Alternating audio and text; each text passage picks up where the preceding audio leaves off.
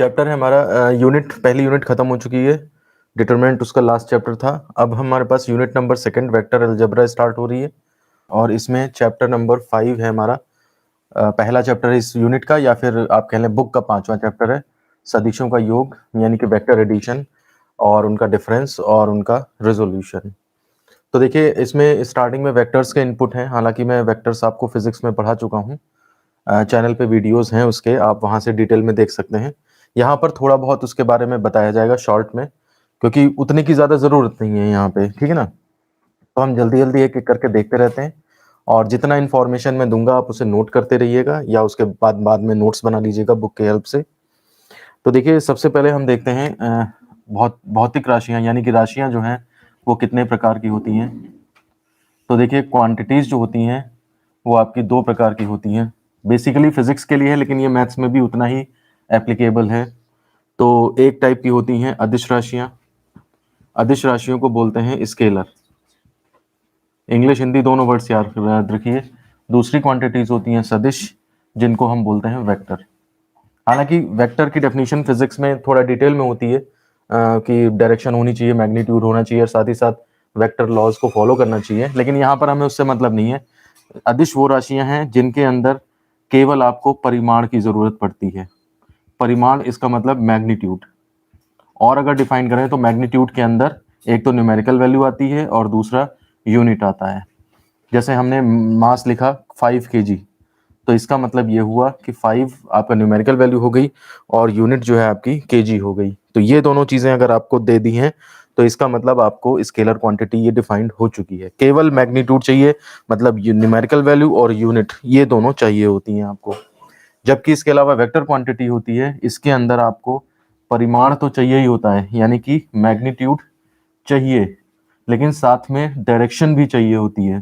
दिशा यानी कि डायरेक्शन चाहिए होती है, यानी कि न्यूमेरिकल वैल्यू प्लस यूनिट ये तो मिलकर के मैग्नीट्यूड बने एंड प्लस डायरेक्शन, तो अब जाकर के ये वेक्टर क्वांटिटी डिफाइन होती है।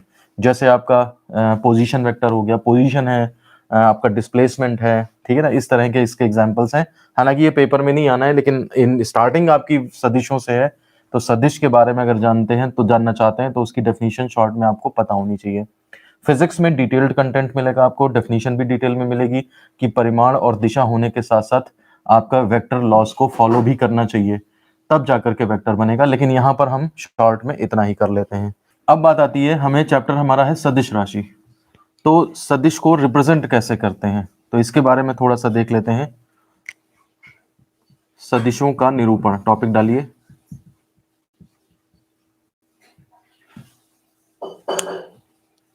तो अगर मान लिया सपोज करिए हमें हमारे पास कोई सदिश राशि दी है, तो उसको लिखते कैसे हैं और उसको डायग्रामेटिकली कैसे रिप्रेजेंट करते हैं, दोनों चीजें जरा हम देख लेते हैं।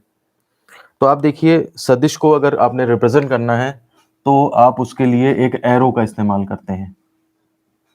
अब इस एरो का starting point end point suppose A और बी अगर मान लें हम, तो इसको लिखने का तरीका होता है ए बी वेक्टर। अगर हम स्टार्टिंग पॉइंट और एंड पॉइंट को लेकर के लिखें तो इसको ए बी वेक्टर लिख सकते हैं, या फिर अगर आप इसको डायरेक्ट लिखना चाहें, किसी सिंबल से डिनोट करना चाहें, तो आप इस तरह से ए वेक्टर से भी डिनोट इसको कर सकते हैं। तो मैथ्स में ज्यादातर स्मॉल ए से आप डिनोट करेंगे वेक्टर को, और अगर आपको एंड पॉइंट से देना है तो फिर आप उसमें, क्योंकि एंड पॉइंट्स को हमेशा कैपिटल पॉइंट्स कैपिटल में ही लिखा जाता है, तो इसलिए आप ए बी वेक्टर इस तरह से बना देंगे, ठीक है ना। तो यानी कि इसका मतलब यहाँ पर सदिशों का निरूपण जो है वो तीर युक्त रेखाखंड से होता है।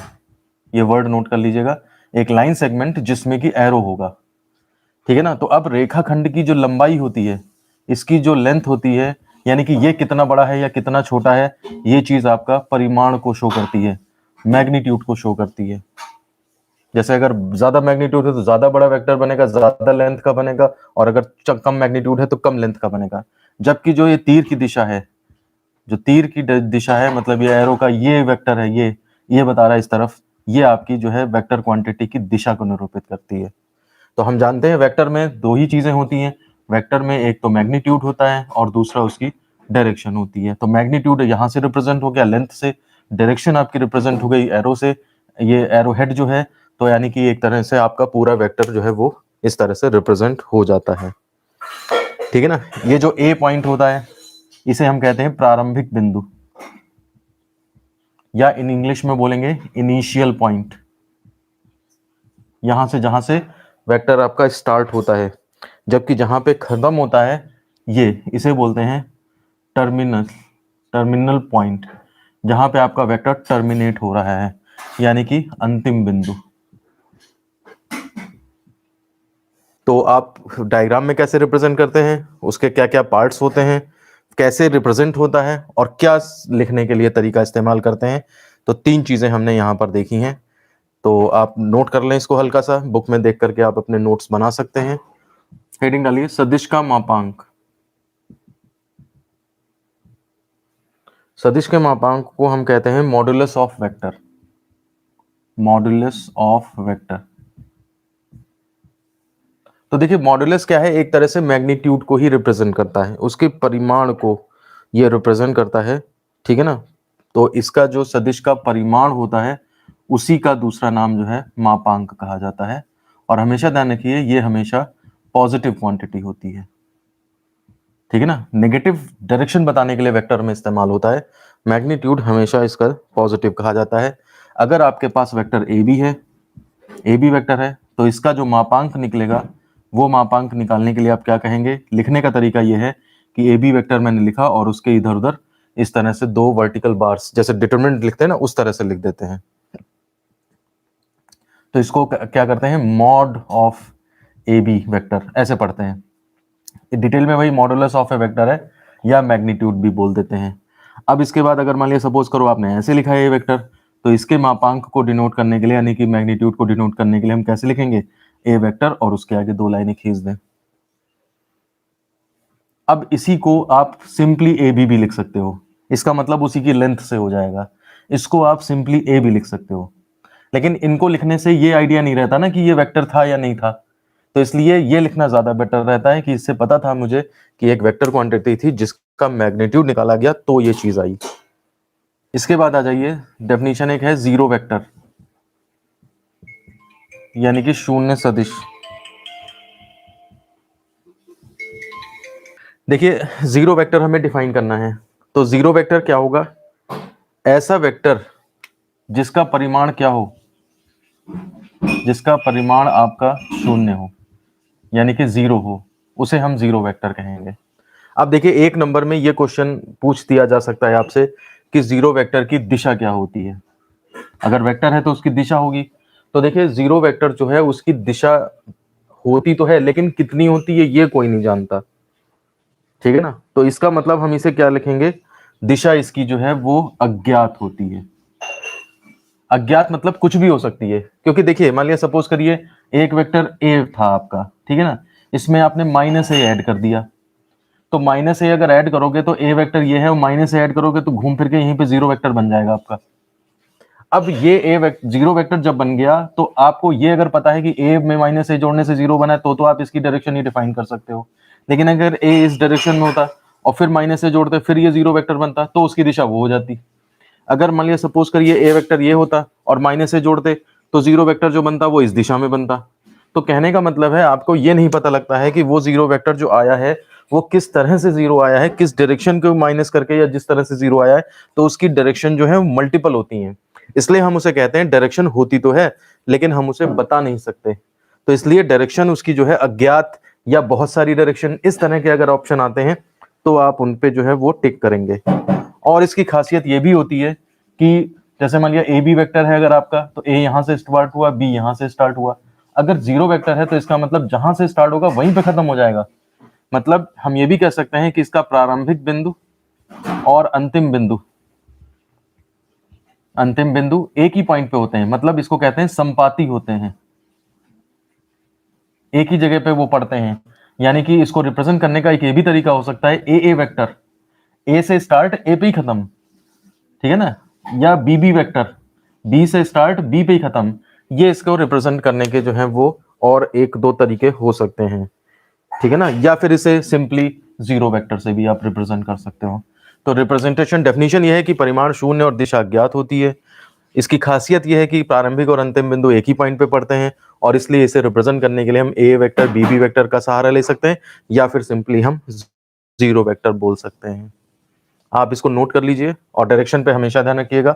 इसके बाद देखिए इकाई सदिश या फिर एकक सदिश या फिर इंग्लिश में इसे कहते हैं यूनिट वेक्टर। फिजिक्स में आपने बहुत अच्छे से पढ़ा है, मैंने पढ़ाया है आपको, आपको ध्यान होगा यूनिट वेक्टर कैसे डिफाइन होता है।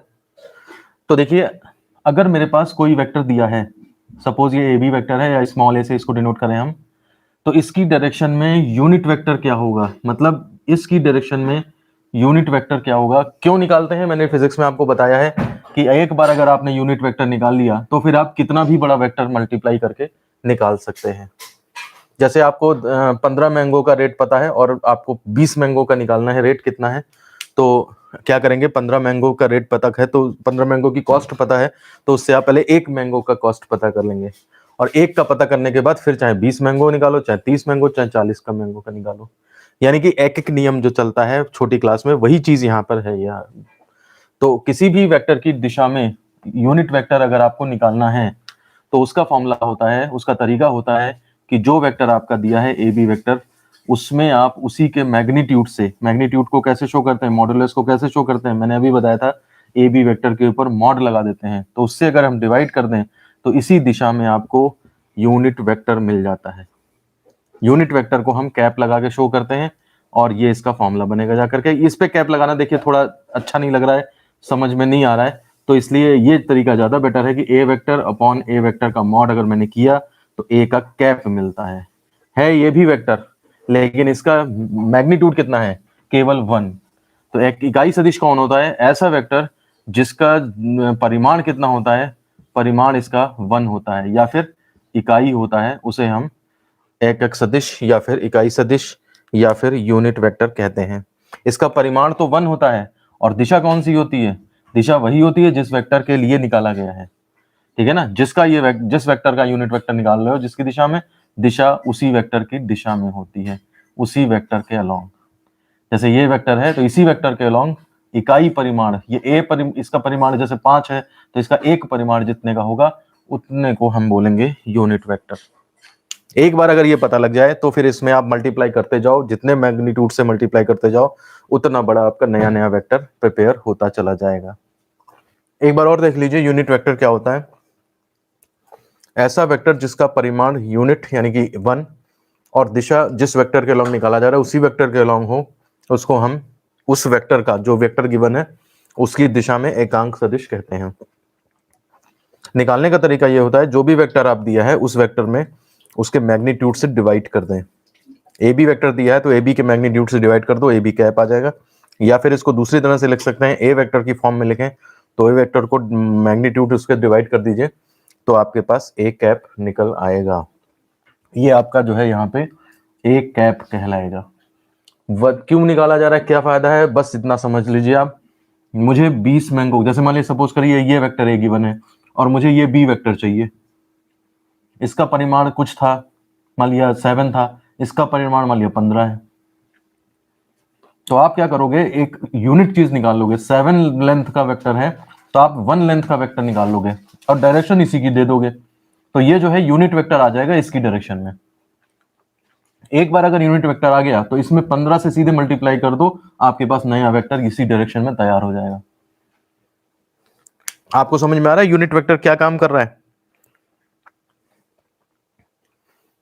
तो यूनिट वेक्टर से आपको एक पैरामीटर मिल जाता है, एकांक। जैसे आपको 15 मैंगो है उनका मूल्य मालूम है और आपको 20 मैंगो का मूल्य निकालना है, या 7 मैंगो का, 7 का ही ले लो एग्जांपल, 7 मैंगो का मूल्य मालूम है, 15 मैंगो का निकालना है, तो पहले क्या करते हैं, एक मैंगो का निकाल लेते हैं और फिर 15 से मल्टीप्लाई करते हैं तो 15 का निकल आता है।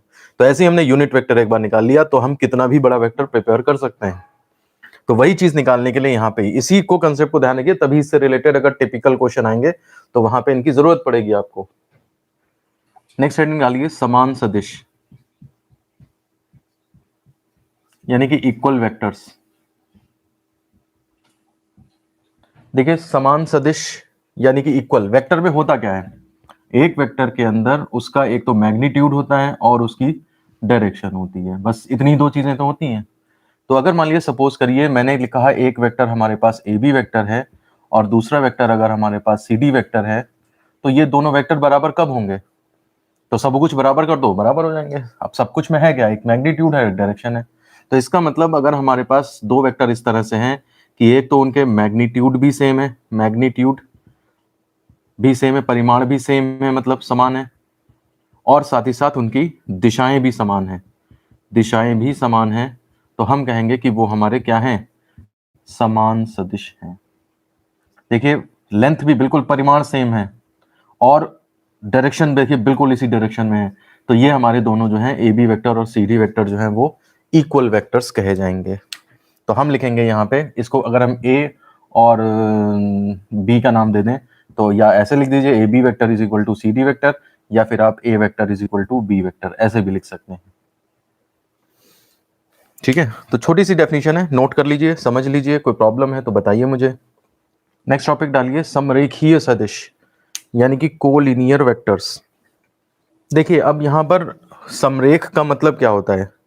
समरेख का मतलब होता है, जैसे मान लिया सपोज करिए ये लाइन है तो इसी पे ये पॉइंट्स हैं अगर, तो ये चारों पॉइंट समरेख कहे जाएंगे।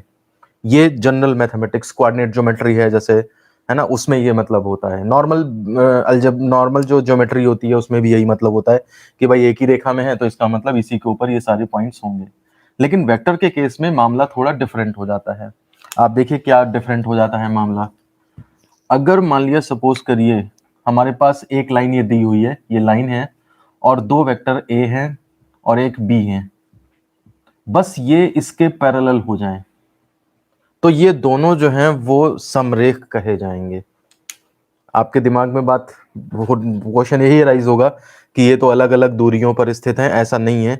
आप बस ये ध्यान दीजिए, मैग्नीट्यूड अलग हो जाए कोई दिक्कत नहीं है, समान नहीं है, ये इक्वल वेक्टर नहीं है, लेकिन बस इनकी डायरेक्शन जो है वो एक ही लाइन के अनुदिश है, तो आपके ये जो है वेक्टर्स समरेख कहे जाएंगे।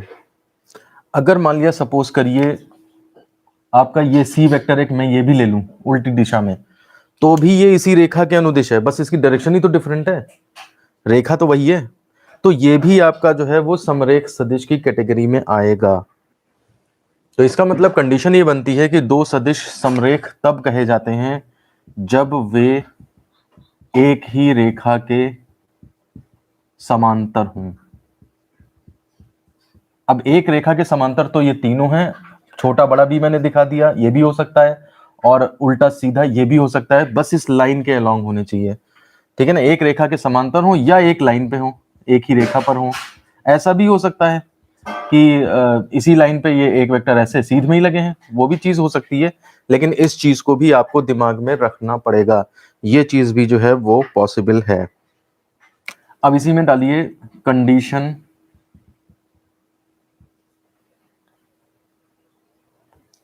समरेख होने की कंडीशंस क्या हैं। Case first, case second. अगर आपको केवल दो वेक्टर दिए हैं और कहा जाए कि आपको समरेख दिखाना है, ठीक है ना, यदि दो वेक्टर दिए हैं, दो वेक्टर ए वेक्टर व बी वेक्टर दिए हैं तो वे समरेख होंगे। ध्यान से देखिएगा, इस पे क्वेश्चन आते हैं। तो वे समरेख होंगे यदि A vector is equal to lambda B vector, जहां लैम्डा अदिश है, मतलब कोई अदिश राशि 2, 3, 5, मतलब एक वेक्टर को दूसरे वेक्टर के किसी कांस्टेंट मल्टीप्लाई की फॉर्म में लिखा जा सके, तो उस केस में दोनों वेक्टर जो हैं वो समरेख कहलाते हैं। एक्चुअली आप डायरेक्शन को ध्यान दीजिए, लैम्डा से मल्टीप्लाई करने पे अभी हम आगे पढ़ेंगे, डायरेक्शन पे फर्क नहीं पड़ता है। तो जो बी वेक्टर की डायरेक्शन है वही ये वेक्टर की डायरेक्शन होगी, यानी कि एक ही रेखा में तो आ जाएंगे, एक ही रेखा के पैरेलल, आपस में पैरेलल ये हो जाएंगे। अब अगर आपको मान लिया सपोज 3 पॉइंट दिए हैं और उनके स्थित सदिश दे दें, यदि 3 बिंदुओं के स्थित सदिश, स्थित सदिश भी आगे आएगा लेकिन चूंकि डेफिनेशन पहले इसलिए इसमें बताए देना है कि स्थिति सदिश यानी कि position vector A comma B comma C हैं तो वे समरेख होंगे यदि, अब इसी कंडीशन को डिटेल में कर देंगे हम। तो इस कंडीशन को डिटेल में कैसे करेंगे, तो अब आप एक नंबर के बजाय 3 नंबर यहाँ पे इस्तेमाल करेंगे, ठीक है ना। तो उसकी कंडीशन आ जाएगी L A vector plus M B vector plus N C vector is equal to 0। अगर ऐसी कंडीशन फिट बैठती है तो उस केस में वे समरेख होंगे,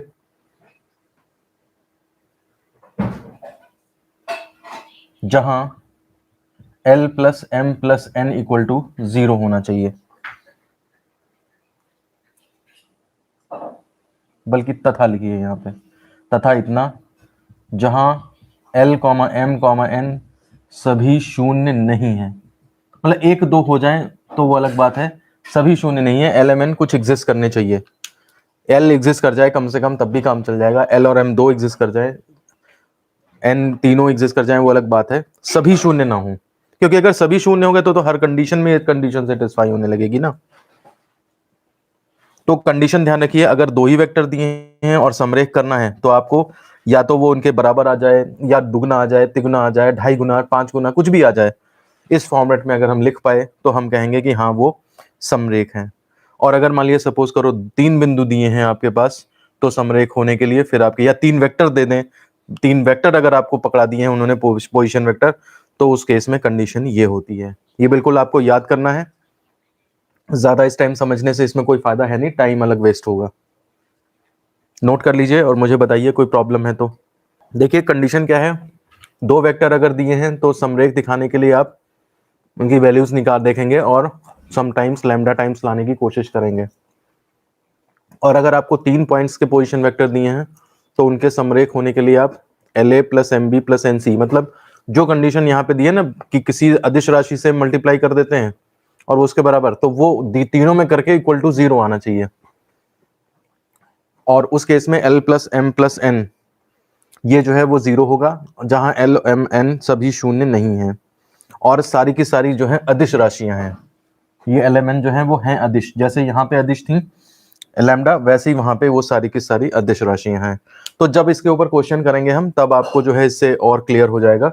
अभी फिलहाल हम आगे बढ़ते हैं अपने थ्योरी सेक्शन पे। नेक्स्ट हमारे पास कॉन्सेप्ट आता है समदिश और असमदिश सदिश, यानी कि like vectors and unlike vectors. ये चीज समझने के लिए आपको पिछले जो टॉपिक हमने पढ़ा है उसका डायग्राम समझना पड़ेगा।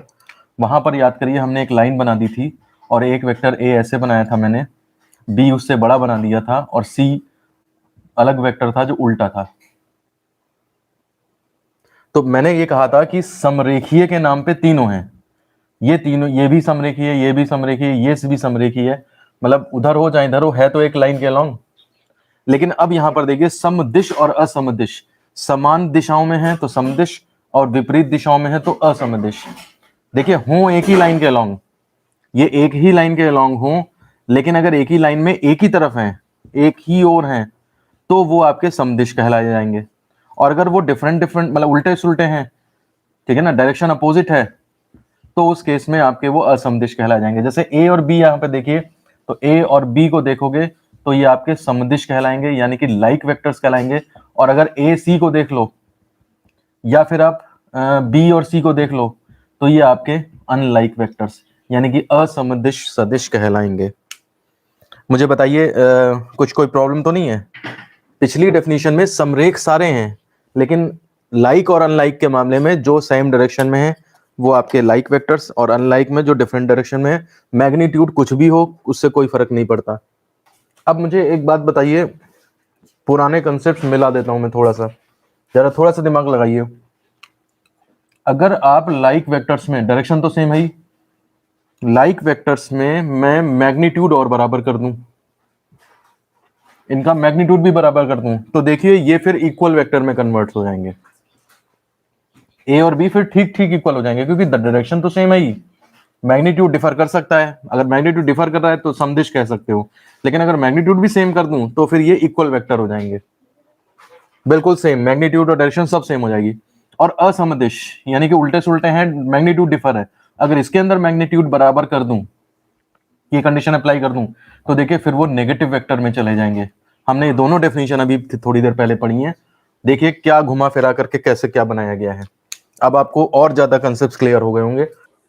टॉपिक है हमारे पास, देखिए एक समतलीय सदिश कोप्लेनर वेक्टर तथा असमतलीय सदिश यानी कि नॉन कोप्लेनर, ये कंसेप्ट आपको पढ़ना है वेक्टर, ठीक है ना। वेक्टर्स मतलब कई सारे वेक्टर्स हैं आपके पास, वो एक ही प्लेन में हैं या नहीं, ये आपको डिफाइन करना है। तो अगर कई सारे सदिश एक ही प्लेन में होते हैं, जैसे मान लिया सपोज करिए आपने ये प्लेन लिया, इसी में आपका ए वेक्टर है, इसी में आपका बी वेक्टर है, इसी में आपका सी वेक्टर है, इसी में आपका डी वेक्टर है, तो ये सारे सदिश एक समतल में होंगे। अब अगर मान लिया कोई आपका इधर है ए वेक्टर और कोई आपका ऊपर निकल के भाग रहा है बी वेक्टर, कोई नीचे निकल के जा रहा है सी वेक्टर, तो ये फिर एक समतलीय नहीं होंगे, ये आपके समतलीय होंगे और ये आपके असमतलीय होंगे। मुझे बताइए कंसेप्ट क्लियर हुआ कुछ, क्या है मतलब? ये 3 डायमेंशन में आपको समझना पड़ेगा। ये मतलब प्लेन है, वेक्टर इसी के अंदर पड़े हुए हैं, सब इसी के अलोंग, तब तो ये आपका समतलीय हो गए। और इधर उधर ऊपर नीचे जा रहे हैं 3 डायमेंशन में, इधर उधर भाग रहे हैं, तो फिर ये असमतलीय वेक्टर कहलाते हैं। ठीक है, चलिए अब हम इसकी शर्त देख लेते हैं, कंडीशंस। इन कंडीशंस का क्वेश्चन में यूज होता है, इसलिए आप ध्यान से देखें क्या कंडीशंस हैं इसकी। कंडीशन कर पहचानने के कि समतलीय हैं या नहीं, 2 केसेस हैं। अगर आपका जो है वेक्टर डायरेक्ट दिया है, मतलब ए बी सी ऐसे 3 वेक्टर दिए हुए हैं, यदि A vector comma B vector comma C vector 3 सदिश दिए हैं, तब क्या केस होता है? तो अगर आपके पास ए बी सी इस तरह से 3 वेक्टर दिए हैं, तो अगर आप किसी एक को उठा के 2 की फॉर्म में रिप्रेजेंट कर पाओ, तो हम कहेंगे यहां पर तीनों सदिश समतलीय होते हैं। कहने का मतलब यह है कि ये समतलीय होंगे, ये समतलीय होंगे यदि किसी एक को दूसरे 2 वेक्टर्स के रूप में इस प्रकार प्रदर्शित कर सकें। किस प्रकार प्रदर्शित कर सकें? इस प्रकार प्रदर्शित कर सकें कि जैसे मान लिया सी वेक्टर है, तो ये आपका कोई एक अदिश लगा दीजिए ए के साथ plus M into B vector, इस फॉर्म में अगर आप रिप्रेजेंट कर पाए इसको, ठीक है ना, जहां एल और एम अदिश हैं, तो हमारे वेक्टर जो हैं वो समतलीय होंगे। कंडीशन नोट कर लीजिए, अगर 3 वेक्टर आपके इस तरह से दिए ए बी सी और उनको समतलीय लाना है, तो एक वेक्टर को दूसरे 2 वेक्टर्स की फॉर्म में रिप्रेजेंट कर सकें अगर आप इस तरह से एल एम अदिश लगा करके मल्टीप्लाई करके और इस फॉर्मेट में अगर लिख पाए, तो हम कहेंगे हमारे सदिश जो हैं वो समतलीय हैं। और अगर मान लिया नहीं कर पा रहे हो आप ऐसा, तो फिर वो असमतलीय हैं। नीचे लिख दीजिए अन्यथा असमतलीय होंगे।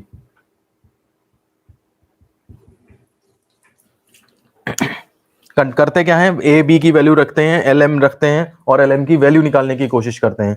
इस इक्वेशन में सारी वैल्यूज रख करके और एल एम को निकालने की कोशिश करते हैं। अगर एल और एम की वैल्यू आ गई तो ठीक है, आपकी वैल्यू आ गई है तो इसका मतलब इस फॉर्म में लिख सकते हो, समतलीय हो जाएंगे। अगर एल एम की वैल्यू नहीं निकल पाती है, तो फिर उस केस में असमतलीय हो जाते हैं। जब हम इसके रिलेटेड क्वेश्चन करेंगे तो ये समझ में आ जाएगा आपको। फिर से रिपीट कर रहा हूं, देखिए यदि ए बी सी 3 सदिश दिए हुए हैं और आप अगर किसी एक को बाकी 2 में इस फॉर्म में रिप्रेजेंट कर पाए कि L A plus M B form में रिप्रेजेंट कर पाए, तो उस केस में तीनों समतलीय होंगे। और अगर आप ऐसा नहीं कर पा रहे हो तो वो असमतलीय होंगे। इससे ज्यादा आप दिमाग न लगाएं यहाँ पे। मैं सजेस्ट करूंगा जब मैं इससे रिलेटेड क्वेश्चंस कराऊंगा तो मैं इसको फिर से रिपीट करूंगा और वहां पर तब आपको इस चीज को समझा दूंगा ढंग से, तभी समझ में आ पाएगा ज्यादा।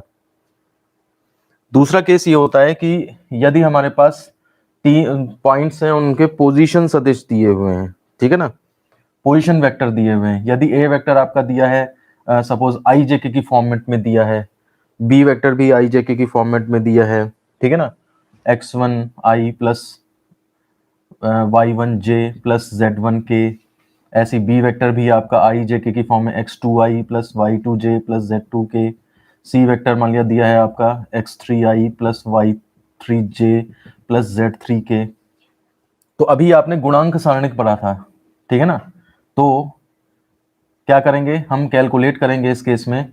गुणांक सारणिक मैंने डिटरमिनेंट चैप्टर में पढ़ाया था, x1 y1 z1, x2 y2 z2, x3 y3 z3, इसको कैलकुलेट कर लेंगे आप। अब आपके पास दो कंडीशन आएंगी, या तो ये जीरो आया होगा या फिर ये नहीं जीरो आया होगा। अगर ये जीरो आता है तो उस केस में आप इसको कह दोगे कि ये आपके समतलीय हो जाएंगे, ये आपके समतलीय सदिश हो जाएंगे। और अगर जीरो नहीं आता है तो फिर आपके असमतलीय हो जाएंगे। तो कहने का मतलब इस केस में क्वेश्चन थोड़ा करना आसान रहता है। इस केस में, इस केस के भी क्वेश्चंस है हमारे पास, इस केस के भी क्वेश्चंस है। हम एक एक आपको कल करवा देंगे इससे रिलेटेड, ताकि ये कंसेप्ट्स और क्लियर हो जाएंगे आपके। इसको आप एक दूसरा नाम लिख लीजिए, एक घात स्वतंत्र सदिश, ये भी इसका नाम होता है। कभी कभी ऐसे पूछ सकते हैं कि दिखाइए कि ये वेक्टर्स हैं एक घात स्वतंत्र हैं,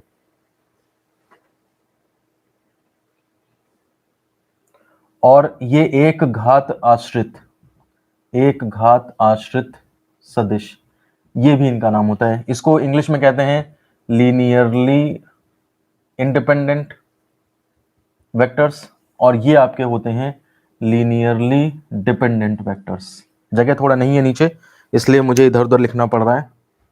ठीक है, बोर्ड थोड़ा इधर मैं खिसका देता हूं तो आपको और क्लियर दिखने लगेगा। तो ये कंडीशंस होती हैं, किसी कोई वेक्टर्स अगर हमारे हैं वो कोप्लेनर हैं, तो अगर आप वो ए बी सी की फॉर्म में दिए हैं तो इस तरह से रिप्रेजेंट कर लीजिए, और या फिर अगर वो सीधा अच्छा है कि पोजीशन वेक्टर्स की फॉर्म में दिए हैं, x1 कंपोनेंट्स की फॉर्म में दिए हैं, तो उस केस में आप उनको सीधे डिटरमिनेंट बनाइए, इज इक्वल टू जीरो अगर आ रहा है तो वो आपके समतली हो जाएंगे, या फिर एक घात स्वतंत्र सदिश। ये कंडीशन आपकी आप जाइएगा जब थर्ड सेमेस्टर में मैट्रिसेस पढ़ेंगे वहां भी जरूरत पड़ेगी। और अगर delta not equal to zero आ रहा है तो उस केस में हमारा वो असमघातलीय या फिर एक घात आश्रित सदिश होंगे। परतंत्र स्वतंत्र इन नामों से ज्यादा फेमस होते हैं। तो आज की डेट में आप ये कंडीशंस नोट कर लें, कल हम इससे रिलेटेड कुछ और थ्योरीज करेंगे, और उसके बाद जो है वो न्यूमेरिकल सॉल्व करना स्टार्ट करेंगे इसके। काफी आसान चैप्टर है, अगर कंडीशंस ये दो याद कर लें आप, जो एक संरेख वाली और एक ये वाली कंडीशंस अगर याद कर लें तो ये काफी आसान चैप्टर माने जाते हैं। ठीक है ना, बाकी आपका कल क्वेश्चंस करा देंगे हम कुछ, अगर कुछ बचता है तो परसों में हो जाएगा, नहीं तो परसों तक, कल तक ही या परसों तक ये चैप्टर आपका फिनिश हो जाएगा। तो इसी के साथ मैं वीडियो फिनिश करता हूँ, धन्यवाद।